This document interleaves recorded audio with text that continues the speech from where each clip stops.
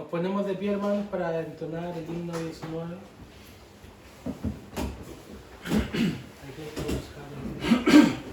Aquel que buscare camino de paz, sus siervos quisiere dejar muy atrás, dirija sus ruegos por Cristo Jesús, el Salvador tierno, al Padre veloz, pues Dios ha dispuesto que nadie podrá por otro conducto perdón alcanzar, y Cristo clemente su pueblo compró, la paz que nos brinda su vida costó. Amén. Tome asiento. Consideremos ahora, hermanos, la profecía de Isaías en el capítulo 42. Al final del capítulo 42 y principios del capítulo 43. Vamos a leer desde el versículo 24 del 42 hasta el versículo 7 del 43. Ustedes recuerdan que el texto original no tiene esos subtítulos que separan los capítulos. Eso no es escritura inspirada, ¿cierto? Son agregados que añadieron los traductores para resumir los capítulos, pero en realidad el mensaje es continuo. Isaías 42, versículos 24 al 25, y luego vamos a leer del 43, del 1 al 7. La palabra del Señor para nuestra vida hoy día nos dice así: ¿Quién dio a Jacob en botín y entregó a Israel a saqueadores? ¿No fue Jehová contra quien pecamos? No quisieron andar en sus caminos, ni oyeron su ley. Por tanto derramó sobre él el ardor de su ira y fuerza de guerra. Le puso fuego por todas partes, pero no entendió, y le consumió, mas no hizo caso. Ahora, así dice Jehová, creador tuyo, oh Jacob, y formador tuyo, oh Israel, no temas, porque yo te redimí. Te puse nombre, mío eres tú. Cuando pases por las aguas, yo estaré contigo. Y si por los ríos, no te anegarán. Cuando pases por el fuego, no te quemarás, ni la llama arderá en ti. Porque yo, Jehová, Dios tuyo, el Santo de Israel, soy tu Salvador. A Egipto he dado por tu rescate, a Etiopía y a Seba por ti, porque a mis ojos fuiste de gran estima, fuiste honorable y yo te amé. Daré pues hombres por ti y naciones por tu vida. No temas, porque yo estoy contigo.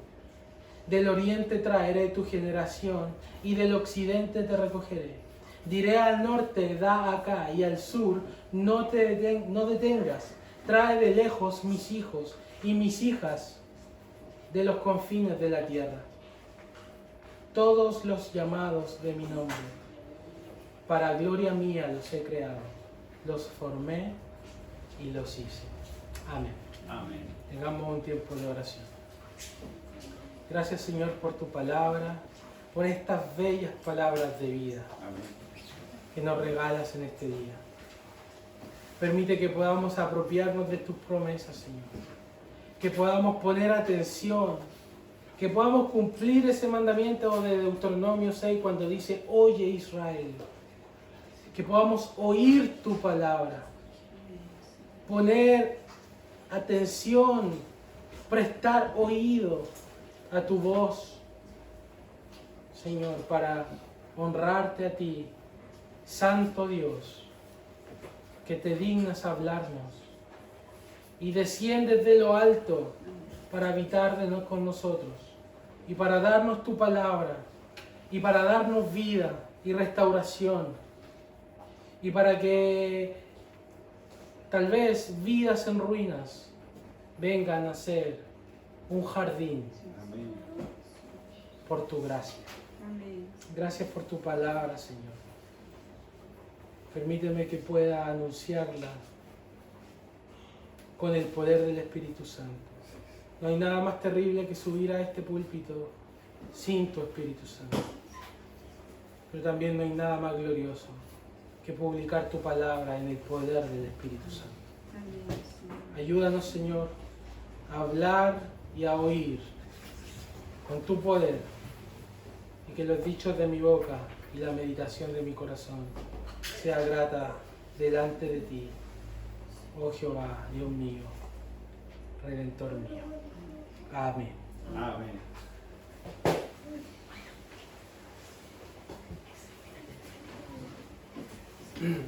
Desde el capítulo 40 de Isaías comienza la sección que es conocida como la sección del anuncio de Isaías de la salvación futura del pueblo, de la restauración futura.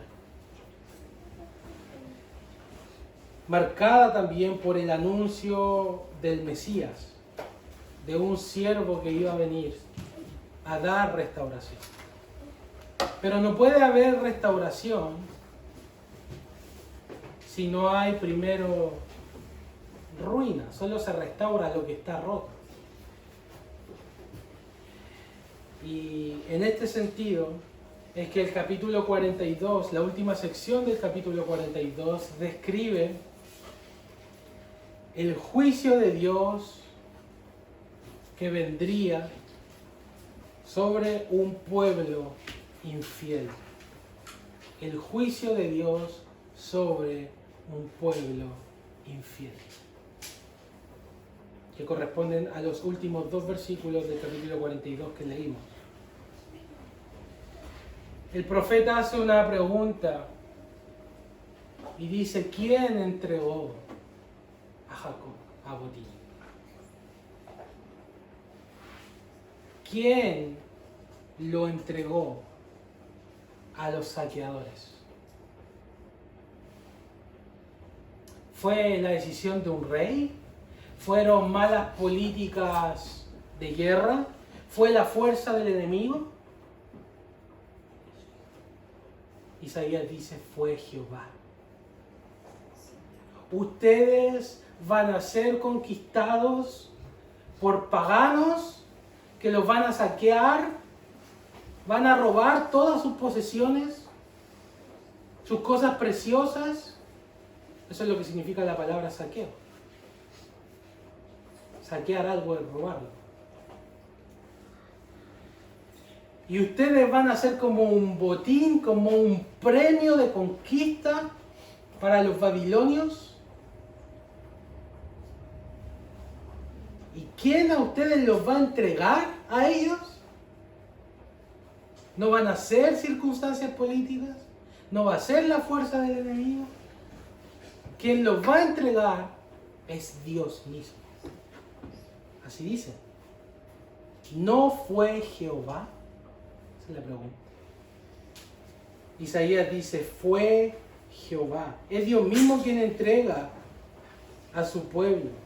Asiria, que conquistó el pueblo del norte de Israel, como Babilonia, que conquistará luego el pueblo del sur, ambos son instrumentos, son varas en la mano de Dios. Él usa a los enemigos de Israel para castigar a Israel. Es Dios quien lo hace. Eso es lo primero que reconoce el pueblo. De Dios viene su disciplina.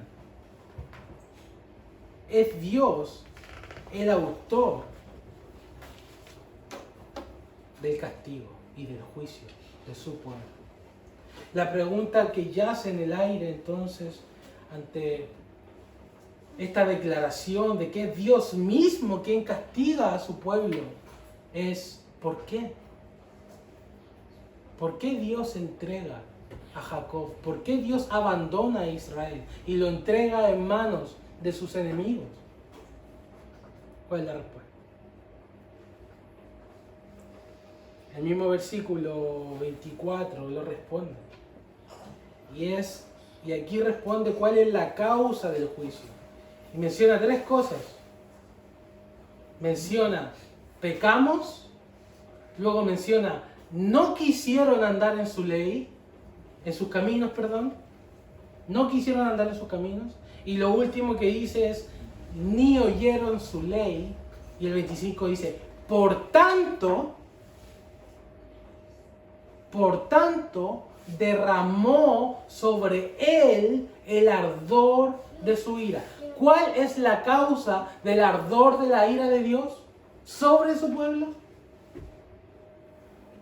El pecado, no andar en sus caminos, ni oír su ley. Son tres consideraciones que menciona Isaías.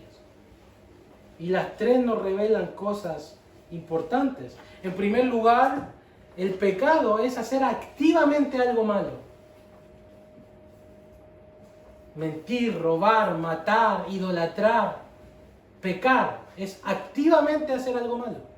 Pero no solo el pueblo peca, sino que también el pueblo no anda en los caminos de Dios.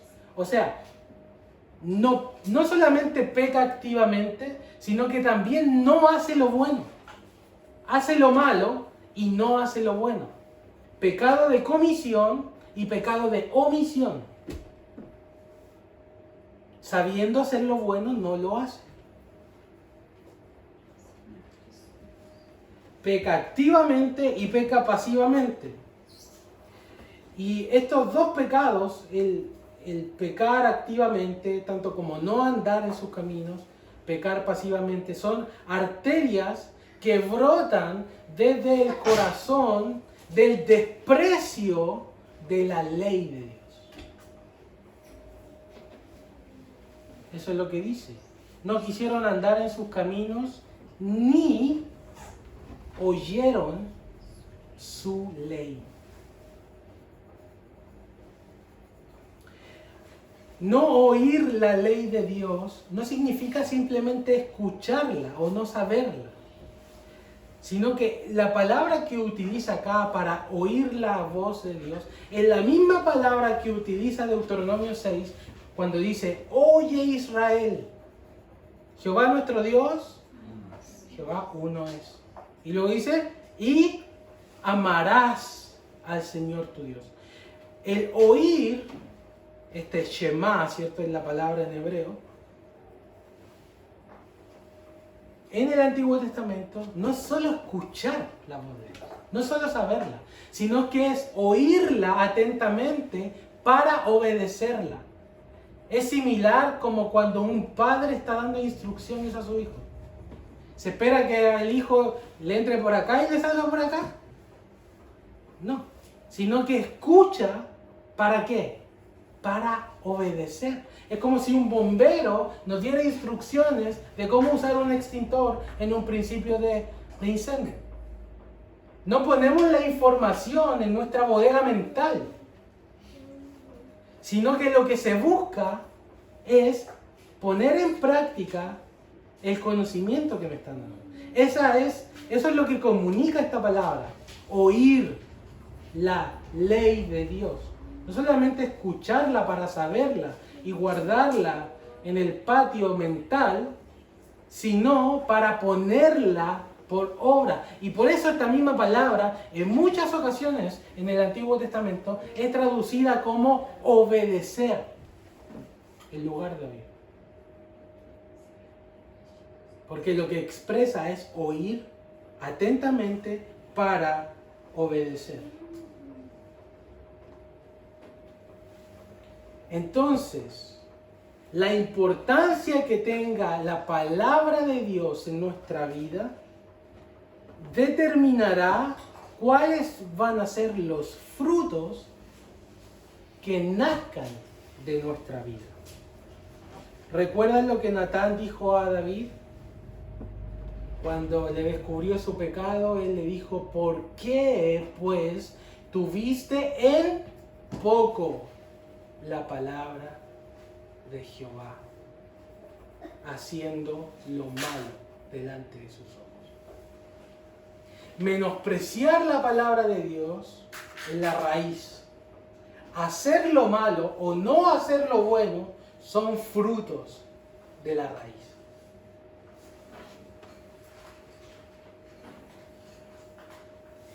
Entonces, déjame aplicar estas tres causas que menciona el profeta por las cuales viene el juicio a su pueblo. Él dice que hicieron activamente lo malo, pecaron, pero tampoco no hicieron lo bueno, no quisieron andar en sus caminos. Y todo eso porque tampoco quisieron oír su ley. Entonces, no solamente hacer activamente lo malo desagrada a Dios. Tú puedes decir, pero yo no he mentido, yo no he engañado a mi esposa, yo no robo. Pero no solo eso es desagradable delante de Dios. También es desagradable delante de Dios no hacer lo bueno, no ser generoso, no hablar la verdad, no procurar tu matrimonio. No solo hacer activamente lo malo, sino también no hacer lo bueno. Santiago dice, el que sabe hacer lo bueno y no lo hace, le es pecado. No quisieron andar en sus caminos. Leonard Ravenhill decía, no tienes que hacer miles de cosas para ir al infierno, simplemente no hagas nada. Porque no hacer la voluntad de Dios es también desagradable. No servir a Dios. Estarte quieto cuando deberías estar en movimiento. También es desagradable delante de sus ojos. No solo el pecado activo, sino también el pecado pasivo. Es desagradable delante de Dios. Y ambas cosas brotan de un corazón que desprecia la palabra de Dios. La desprecia, la tiene en poco, no es importante. Así como el mal activo y el mal pasivo brotan de un corazón que desprecia la palabra de Dios, la santidad brota de un corazón que se recrea en la palabra de Dios. Entonces la pregunta está en el aire. ¿Cuál es tu relación con la palabra de Dios? ¿Está tu Biblia empolvada como la de los israelitas? ¿No atiendes a la voz de Dios? ¿No meditas la voz de Dios? ¿Amas las Escrituras? Fíjate que el aprecio por la palabra de Dios va a determinar cómo es tu vida. ¿Cómo es tu andar? ¿Cómo vives? Y puedes ir de la raíz al fruto o del fruto a la raíz. Pero siempre vas a encontrar que el origen de los males tiene que ver con tu menosprecio de la voz de Dios.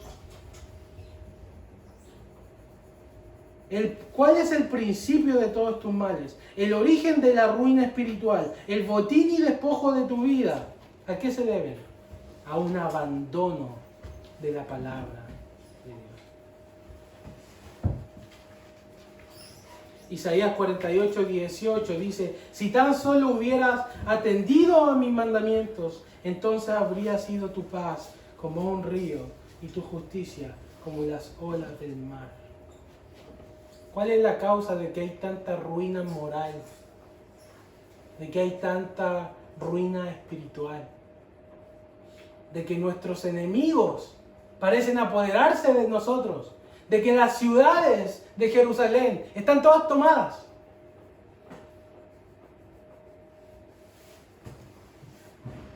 no ha sido producido esto por abandonar a Dios, por abandonar su palabra, por no tener temor de Dios en nuestro corazón. Y en toda la historia hay un principio que se repite. El pueblo abandona la palabra de Dios y se vende a hacer lo malo. ¿Es así? Se abandonan las escrituras y lo que sigue después de eso es maldad. Y después de la maldad, ¿qué viene?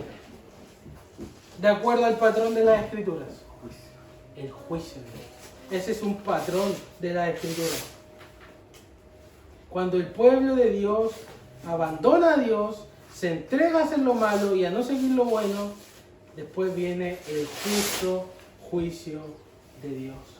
Eso es lo que dice el versículo 24 y el versículo 25. Derramó sobre él el ardor de su ira y fuerza de guerra.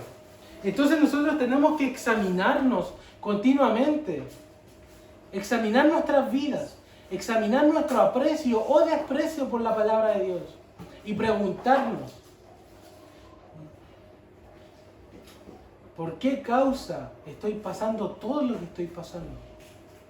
¿Por qué causa estoy en este estado espiritual? ¿Por qué causa no tengo ganas de orar? ¿Por qué causa no quiero acercarme a Dios? ¿Por qué causa me entrego a los placeres del pecado? Si nosotros reflexionamos acerca de las causas de por qué nuestra vida es como es, si sinceramente lo hacemos, muchas veces hallaremos que la mayoría de nuestros males se deben a nuestra lejanía de Dios. ¿No es lo que le pasó al pueblo? Ahora, es necesario también hacer una excepción, porque no todos los males que vienen a nuestras vidas son necesariamente causa de que hayamos hecho cosas malas, como en el caso de Job, por ejemplo, o como en el caso del ciego que nació ciego. ¿Por qué nació ciego? Le preguntan los discípulos. ¿Por qué pecó? ¿Pecó él? ¿Pecó sus padres? Jesús les dice, no tiene que ver con un pecado específico. Hay situaciones en la vida también que no, cosas malas ocurren y no tienen su raíz en algún pecado específico que hayamos cometido. Eso fue lo que le pasó a Job, por ejemplo. Pero también hay muchos otros casos en donde lo malo que vino fue una consecuencia de haber dejado a Dios. En la mayoría de los casos es así. Entonces nosotros haríamos bien en reflexionar en nuestra vida y encontrar que muchos de nuestros males se deben a nuestro desprecio de las Escrituras, a no temer a Dios, no oír su voz, vendernos para hacer lo malo y hallar placer en el pecado, y también ser negligentes en hacer lo bueno. Hay algo aún más terrible de esto, que es lo último que dice el versículo 25. Esto es lo más terrible del asunto. Es cuando Dios enjuicia a su pueblo y lo azota. La Biblia dice, le puso fuego por todas partes, pero no entendió. Y le consumió, mas no hizo caso. Endurecimiento. Eso es lo que provoca el pecado. Esa es lo más terrible del pecado, es que provoca corazones insensibles aún delante de la misma disciplina de Dios. Sus casas están siendo destruidas, sus hijos y sus mujeres están siendo muertos, todas sus cosas están siendo robadas. Y no se dan cuenta que es por causa de que dejaron a Dios. No saben. Literalmente, el último versículo cuando dice, mas no hicieron caso, literalmente dice, no lo puso en su corazón. Es decir, no fue capaz de reflexionar que las consecuencias del juicio fueron por causa de su pecado. Porque el pecado es tan maligno, hermanos, que nos hace ciegos. Nos hace ciegos, nos hace insensibles. Crea una coraza callosa que nada puede movernos. No nos sensibiliza. Somos insensibles ante la ruina espiritual. Se produce una callosidad que ni siquiera el fuego del juicio de Dios puede ablandar. Y nos hace y nos convierte en unos obstinados. Tal insensibilidad es el resultado de hacer activamente lo malo, de no hacer lo bueno y de despreciar. En el centro del asunto se encuentra esto, el desprecio por la palabra de Dios. Despreciar la palabra de Dios es despreciar a Dios mismo.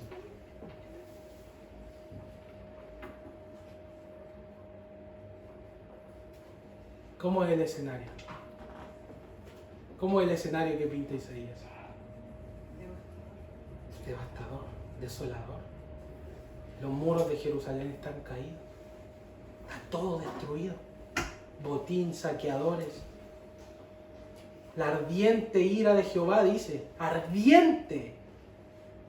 Ardió el ardor de su ira contra su pueblo. Pero ahora, así dice Jehová. Parte del 43. Hay una conjunción en el original que la Reina Valera no nota, pero sí la nota en otras traducciones, como la Biblia de las Américas. En lugar de ahora sí dice Jehová, dice pero ahora sí dice Jehová. O sea, a pesar de esto, Dios dice lo siguiente. Y aquí, hermanos, este es uno de los pasajes más espectaculares de la Biblia, donde brilla la gracia de Dios. Pero ¿recuerdan lo que acabamos de explicar? El estado del pueblo. Un estado de juicio, de ruina, de destrucción. Y se podría pensar, se perdió toda esperanza. Toda esperanza de restauración está perdida. No hay nada más que hacer. Pero ahora sí dice Jehová. ¿Sabe qué significa eso? Si tu vida está en ruina espiritual, si el altar de la oración en tu vida está quebrado, si has menospreciado continuamente la palabra de Dios y todos los resultados que eso ha traído en tu vida y en la vida de los que te rodean, no es nada más que devastación. Pero ahora sí dice Jehová, no es el fin. No es el fin. No tiene por qué ser el fin. Porque Dios tiene palabras de restauración. Tiene palabras de gracia. Y aquí nosotros vemos resplandecer la gracia de Dios. Como dice el Salmo 77, ¿ha olvidado Dios? ¿Ha encerrado con ira sus piedades? ¿Se ha olvidado de tener misericordia? No, no es el fin. Hay esperanza. Y Dios habla, porque esta es la voz de Dios. Así dice Jehová. Dios habla para darnos gracia, para darnos promesas de vida y esperanza de restauración. Así parte el capítulo 43. Pero ahora sí dice Jehová, creador tuyo, oh Jacob, y formador tuyo, oh Israel. Y parte anunciándose a él mismo, a Jehová el Señor, como creador. Y es la misma palabra que utiliza Génesis 1:1.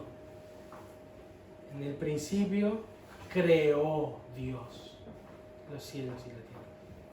Crear algo es traerlo de no existencia a existencia. Eso es lo que quiere decir la palabra creador. Pero no Dios es el creador de todas las cosas simplemente, sino que lo que está diciendo Isaías es tu creador. ¿Quién te creó en el vientre de tu madre? ¿Quién hizo que se te produjera? Fue Dios. Pero no solo Él fue tu creador, sino que utiliza esta bella palabra, formador tuyo. Y la idea de esta palabra es la idea del alfarero que con sus dedos da forma al barro para hacerlo una vasija. O sea, Dios no solo te trae a existencia, sino que Él también con sus dedos moldea toda tu vida para ser quien tú eres. Desde el vientre de tu madre te tejió tu hueso, te recubrió de carne, puso tus órganos. Él te formó con sus dedos. Pero no solo eso, sino que toda tu vida y todas tus circunstancias han respondido a la mano de Dios formándote. Dios te ha formado. Por eso dice, creador tuyo y formador tuyo, oh Israel. Pero no solo es su creador y su formador, sino que también es su redentor, como dice, no temas. ¿Saben por qué dice no temas? Porque ¿qué acaba de decir? Juicio, disciplina. Pero ¿qué le dice? No temas. ¿Por qué? Porque yo te redimí. Yo te redimí. Y esta palabra redención es la palabra que viene de la liberación que el Señor hizo a su pueblo de Egipto. ¿Se acuerdan? Él los redimió de Egipto. La palabra redención tiene que ver con comprar a alguien de la esclavitud.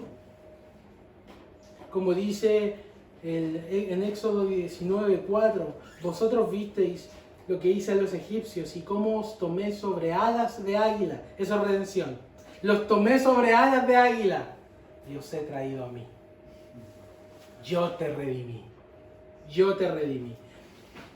Isaías está profetizando el cautiverio babilónico, lo que va a venir por los pecados del pueblo de Judá. Sin embargo, Dios también los va a redimir de ese cautiverio. ¿Recuerdan? Ellos después vuelven. Dios los trae nuevamente, como en un segundo éxodo. Y para nosotros, y esta palabra también se utiliza en el Nuevo Testamento, como dice Efesios 1, el amado en quien tenemos redención por su sangre, el perdón de pecados. ¿Quién compró nuestra libertad de la esclavitud al pecado? ¿Quién nos tomó sobre alas de águila y nos llevó hacia Dios? El justo por los injustos, dice Pedro, para llevarnos a Dios. Yo soy tu redentor, dice Dios. No solo soy tu creador y tu formador, no solo te formé con mis dedos, yo te compré. Amén. Yo te compré cuando eras esclavo. Cuando estabas en el dominio de las tinieblas, yo pagué el precio por ti. Te llamé por tu nombre, dice acá. Bueno, acá dice te puse nombre, pero es más exacto, te llamé por nombre. Es diferente la concepción. Te llamé por nombre es, te conozco, sé quién eres. Te llamé por nombre. Dios tomó su nombre, Dios tomó tu nombre en sus labios para tu redención. Él no da una salvación general y el que quiere la agarra. Él va por nombre. Yo te redimí por nombre. Y ahí tú puedes pensar esta dulce reflexión. Dios dijo mi nombre al redimirme. Te llamé por nombre. ¿Sabes de qué no habla de eso? La elección. Dios nos elige específicamente. Y Dios posa su redención específicamente. Por nombre. Él llevó tu nombre. Y ahí donde dice te llamé por nombre, ahí puedes poner tu nombre. Dios dijo tu nombre al redimido. Él te escogió. Como el pastor llama a sus ovejas, las reconoce y las llama por nombre. Así también Dios te llama por nombre, te redime por nombre. Sus ojos se fijaron especialmente en ti porque Él te escogió. Pero no para decirte, te liberé, te redimí, te llamé por nombre. Y bueno, y de acá te libero, salimos de la cárcel, ¿cierto? Salimos de la esclavitud y de acá usted sigue solito para adelante. Yo te redimí, te llamé por nombre, mío eres tú. Mío eres tú, esa es relación de pacto. Tú eres mío, yo soy tuyo, tú me perteneces. El lenguaje de una relación inquebrantable. No te perteneces a ti mismo, sino a tu fiel Salvador, Jesucristo. Porque Él pagó el precio de tu rescate. Puedes grabar, hermanos, graben estas palabras en su corazón con tinta indeleble. Cada vez que se acerquen a Dios, piensen en esto. Dios le dice, tú eres mío. Tú me perteneces. ¿Cuánta gracia hay en esto, hermanos? Mío eres tú. Entonces, si has pecado, si has dejado la palabra de Dios, si te has vendido a hacer lo malo, pero por otro lado no haces lo bueno y has sido negligente, toma lo que Dios te dice hoy. Yo te redimí. Mío eres tú. Yo soy tu creador. Yo soy tu formador. Dios, y así nos damos cuenta que Dios extiende los pórticos de la gracia, hablando promesas de misericordia. Pero eso no es todo. ¿Qué hay más acaso? Hay más. El versículo 2 contiene una dulce promesa de la presencia de Dios en medio de la tribulación de su pueblo. El agua y el fuego son elementos que indican tribulación, que indican aflicción. Y en el contexto, claramente lo que viene antes del 43 es fuego y agua. De hecho, en Isaías 8:7, por ejemplo, dice, he aquí, por tanto, el Señor hace subir sobre ellos aguas de ríos, impetuosas muchas. Esto es, al rey de Asiria, con todo su poder.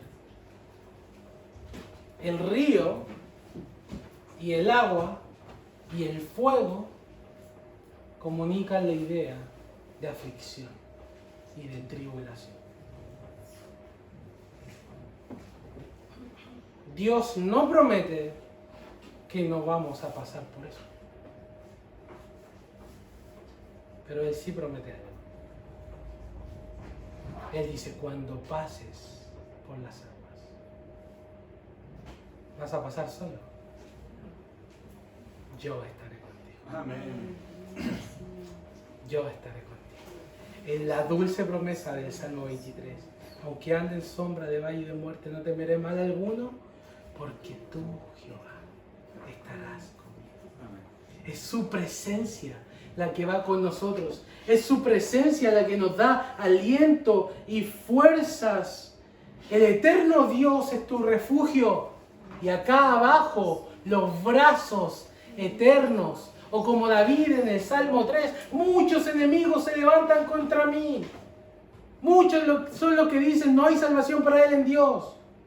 Mas tú, Jehová, escudo eres alrededor de mí, mi roca y el que levanta mi cabeza. ¿Quién es el que nos protege en medio de las aflicciones? Dios no promete que no vamos a pasar por aflicciones, pero Él sí promete que va a dar el rescate necesario proveniente de su presencia cuando estemos por los momentos de las aguas más profundas, de los ríos más impetuosos y del fuego más abrasador. No nos va a destruir, porque Dios, tal como Sadrach, Mesach y Abednego en el horno de Nabucodonosor, 7 veces calentado, ¿quién estaba con ellos? Veo un cuarto hombre que es como el hijo de los dioses. ¿Quién hace que las llamas ni siquiera toquen los vestidos de esos santos hombres? Es Dios. Porque Él está con ellos. De la misma forma, las tribulaciones no llegan a destruirnos, porque Dios es nuestro escudo. Amén. No importa la aflicción. No importa la aflicción que venga y cuán dura sea. Muchos hemos atravesado momentos muy oscuros, pero la promesa de Dios siempre ha estado en pie. Él ha sido nuestro escudo. Él ha sido nuestro dulce refugio. Muchos se podrán olvidar de ti. Incluso la madre podrá olvidarse del niño de su pecho, mas yo nunca me olvidaré de ti. Muchos te pueden dejar. Los más cercanos, los amigos de confianza.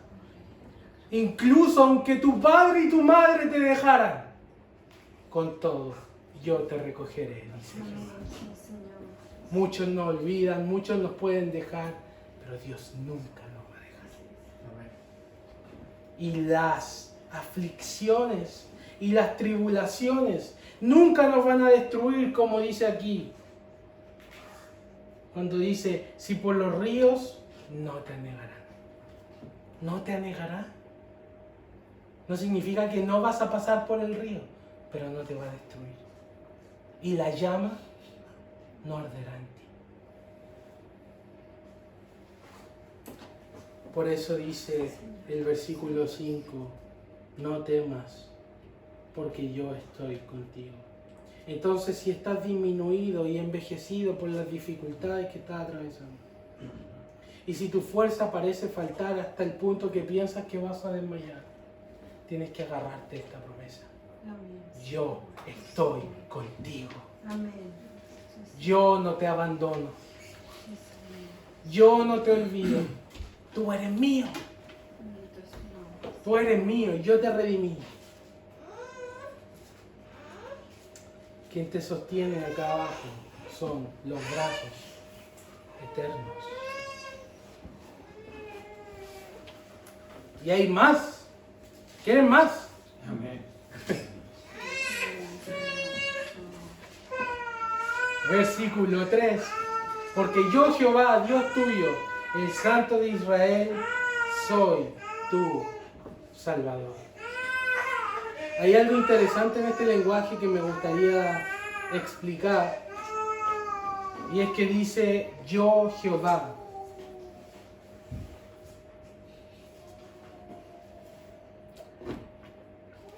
Y cuando en el hebreo se utiliza el pronombre personal explícitamente, es para denotar exclusividad y énfasis. Porque bien podría decir, en lugar de porque yo soy Jehová, podría decir porque soy Jehová tu Salvador. Pero no, dice porque yo Jehová. Y ese yo, allí, es el pronombre personal explícitamente puesto en el texto, que es un hebraísmo para denotar exclusividad de parte de Dios. Es decir, cuando dice, porque yo Jehová, está diciendo, porque yo y no otro. Porque yo soy el único. Porque yo y nadie más. Porque solo yo te salvo. Eso está diciendo. Yo soy el único que te puede salvar. Yo soy el único que soy el Santo de Israel. Y esto excluye cualquier otra fuente de confianza y de salvación que el mundo y cualquier otra religión pueda ofrecer. Porque yo, Jehová, soy tu Salvador, significa yo y nadie más. Sorry, pero la Virgen María no entra en la ecuación. Sorry, pero tus obras no entran en la ecuación. Yo soy tu Salvador. Amén. Exclusivamente yo, dice el Señor. Y hay dos cosas que junta aquí el profeta, que es que Dios es el Santo de Israel, pero a la vez es el Salvador. Y uno se pregunta, ¿cómo Dios puede ser santo y a la vez ser Salvador? Porque si Él es santo, la respuesta es juicio, ¿o no? Es lo que dice el versículo 24 y 25. Si ustedes se rebelaron, la ira ardiente de Jehová está sobre ustedes. Él es el Santo de Israel. Pero junta las dos cosas, la santidad de Dios y a la vez la salvación de Dios. Como dice el Salmo 85, la justicia y la paz se besaron. ¿Cómo se puede reconciliar un Dios santo y justo con un Dios salvador que nos puede dar redención si nosotros merecemos el juicio de Dios? Y esta pregunta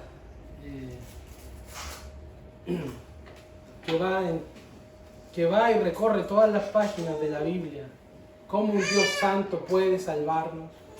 Isaías la responde mediante el envío de un siervo de parte de Dios. Fíjense que Isaías también dice que Israel mismo, el pueblo que Dios está juzgando, fue llamado para ser el siervo de Dios. Fíjense ahí en 42, 18, 19 más bien. Dice, ¿quién es ciego sino mi siervo? Israel fue llamado para ser el siervo de Dios, aquel que trajera luz a las naciones paganas. Pero ¿qué es lo que ha pasado? ¿Israel cumplió su misión? Falló. ¿Y cómo falló? Él mismo se hizo como las naciones paganas. En lugar de convertirlas, Él se convirtió a ellas. El siervo ha fallado. Pero Isaías promete un nuevo siervo. Fíjense ahí en 42, versículo 1. He aquí mi siervo, yo le sostendré, mi escogido, en quien mi alma tiene contentamiento. He puesto sobre él mi... ¿Qué otra parte dice? El Espíritu de Jehová está sobre mí. Me ha enviado a Jehová a sanar a los quebrantados, a predicar el año agradable al Señor. ¿Cómo se puede reconciliar el Santo de Israel, que a la vez es el Salvador? Israel ha fallado en su misión de ser el siervo de Jehová. Entonces, ¿saben lo que pasa? Y esto es extraordinario. Dios mismo se convierte en el siervo.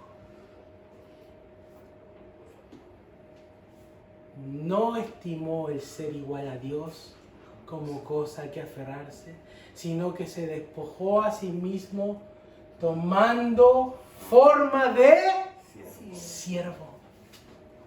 Israel falló, Dios mismo toma la batuta y dice, yo soy el Salvador, así que yo voy a ser el siervo. Y esto es increíble porque promete a alguien que va a venir. y alguien que nos va a salvar. Y la gran pregunta es, ¿cómo nos va a salvar? Estos son los cánticos del siervo en Isaías. Isaías más adelante describe lo que va a hacer este siervo. Fíjense ahí en el capítulo 52, versículo 13, dice: he aquí mi siervo será prosperado, será engrandecido y exaltado y será puesto muy en alto. Y sigue hablando del siervo, y el 53, muy conocido, ¿cierto?, por nosotros, Isaías 53, versículo 4, ciertamente llevó él. ¿De quién está hablando? Del siervo. Llevó él nuestras enfermedades y sufrió nuestros dolores, y nosotros le tuvimos por azotado, por herido de Dios y abatido. Mas él herido fue por nuestras rebeliones, molido por nuestros pecados. El castigo de nuestra paz fue sobre él, y por su llaga fuimos curados. Todos nosotros nos descarriamos como ovejas, cada cual se apartó por su camino, mas Jehová cargó en él el pecado de todos nosotros.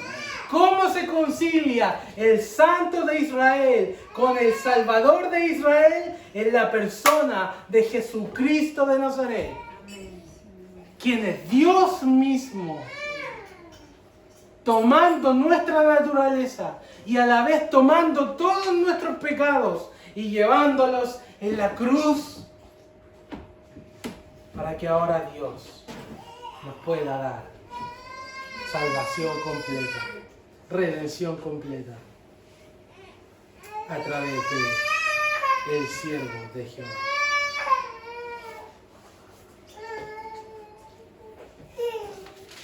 ¿Será hasta ahí nomás el sermón, hermano Cristian? No, porque sigue.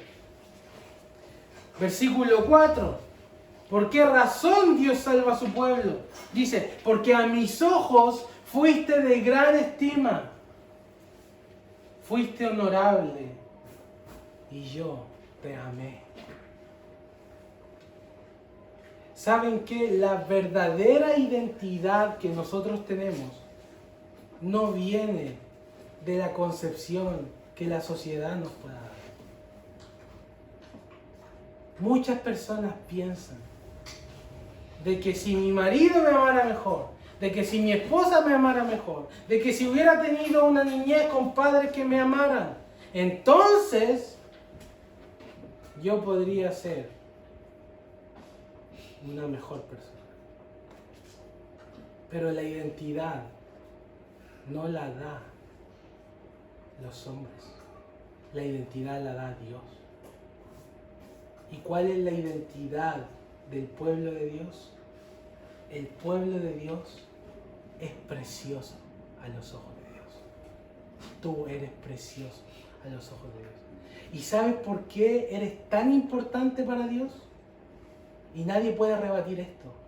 Porque Él envió a su Hijo para salvarte a ti. ¿Cuánto te habla de eso? De que tú sí eres importante para Dios. ¿De dónde viene tu identidad? ¿De la concepción que los demás te puedan dar?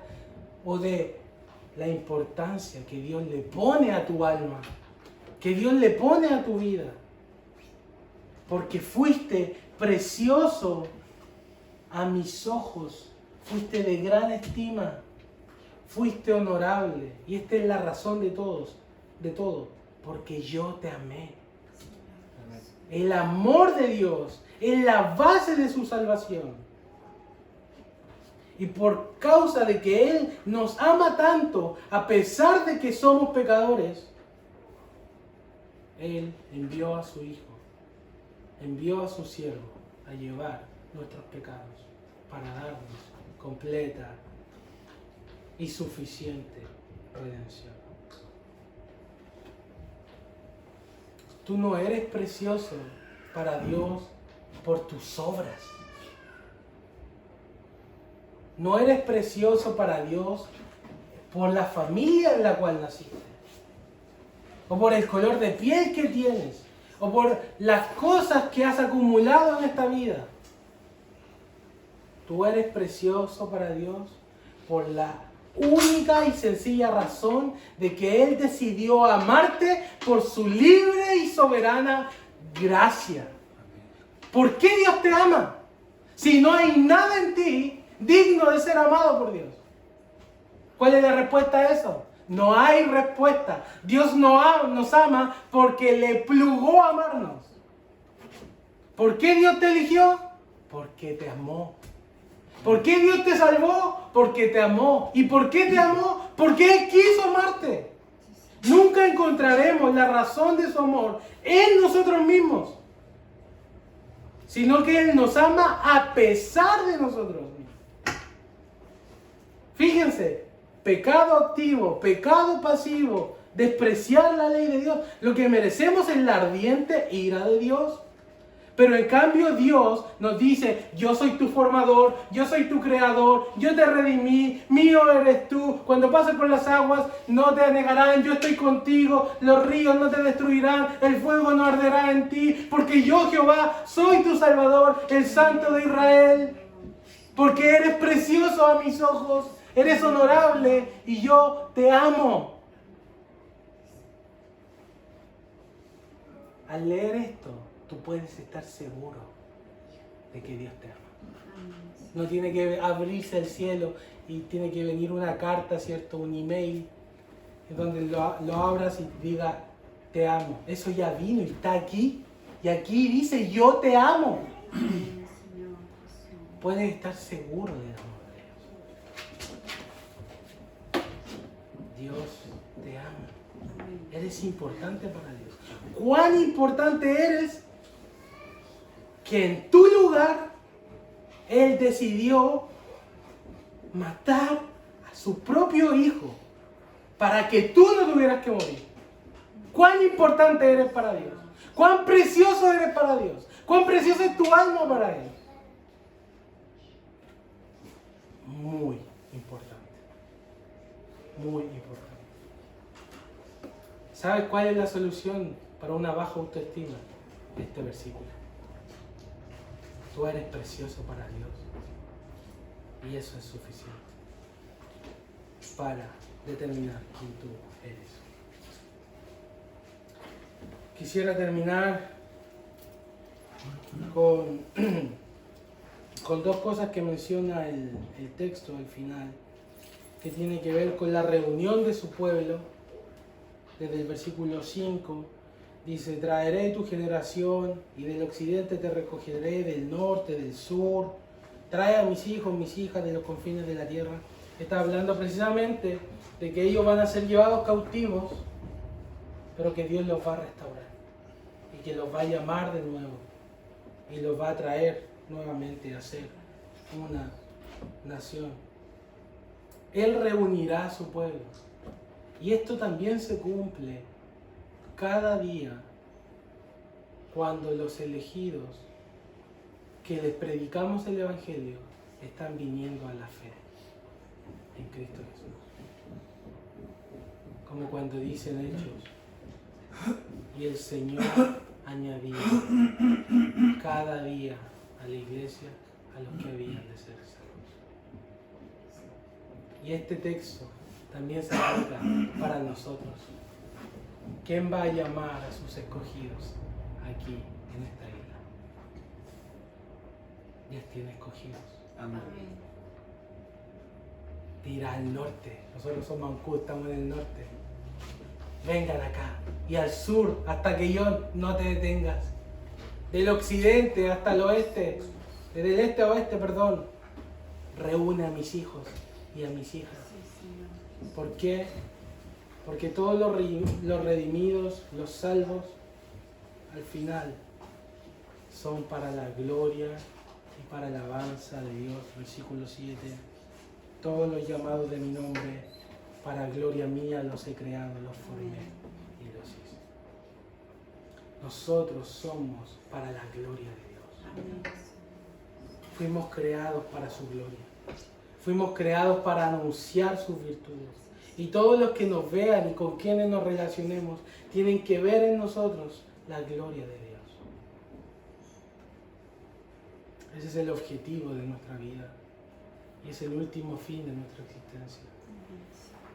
Dios nos redimió para su gloria, para que al final toda alabanza, toda gloria, toda honra, todo canto sea solamente a Él. Nosotros no nos cantamos a nosotros mismos. Nosotros no nos cantamos a nuestro libre albedrío. Nosotros cantamos a que Dios nos redimió. Amén. A de que Él lo hizo. Tengamos un tiempo de oración. Gracias, Señor, por tu palabra tan dulce que viene a nuestra vida, Señor. Que a pesar de que hemos menospreciado tu ley, hemos hecho lo malo y no hemos hecho lo bueno, tú abres los pórticos de la gracia hoy para nosotros. Para decirnos, yo te redimí, tú eres mío. Yo soy tu Salvador. Yo estoy contigo en los momentos más difíciles. Tú eres para mi gloria. Gracias por tu palabra tan preciosa para nuestras almas, que puede dar, Señor, tanto aliento y consuelo en nosotros. Te agradecemos por ella, Padre. Permite que podamos ahora vivir para tu gloria, apreciar tu palabra, Señor, gustar continuamente tu gracia y estar conscientes cada día de que somos tuyos, de que tú nos compraste y de que no nos pertenecemos a nosotros mismos, sino a nuestro fiel Salvador Jesucristo. Derramó su sangre por nosotros. Gracias, Señor, por tu palabra. En el nombre de Jesús. Amén.